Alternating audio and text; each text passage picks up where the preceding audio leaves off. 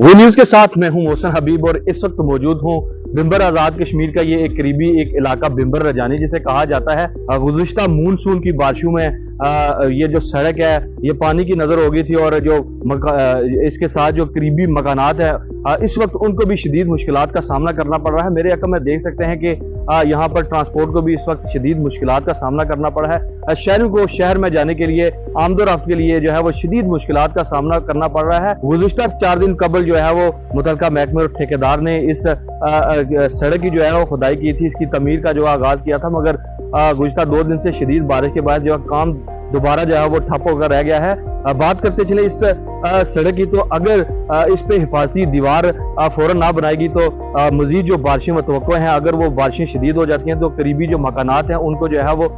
शदीद नुकसानात पहुंच सकते हैं। यहाँ के इलाका मकीनों ने भी हमसे बात की और उनका ये कहना था कि महकमा जो है वो फौरी तौर पर इस पर अमल दरामद करवाते हुए इस मुतलका जो सड़क की दीवार है इसको फौरी तौर पर तामीर किया जाए ताकि जो मजीद नुकसान है उसे बचा जा सकते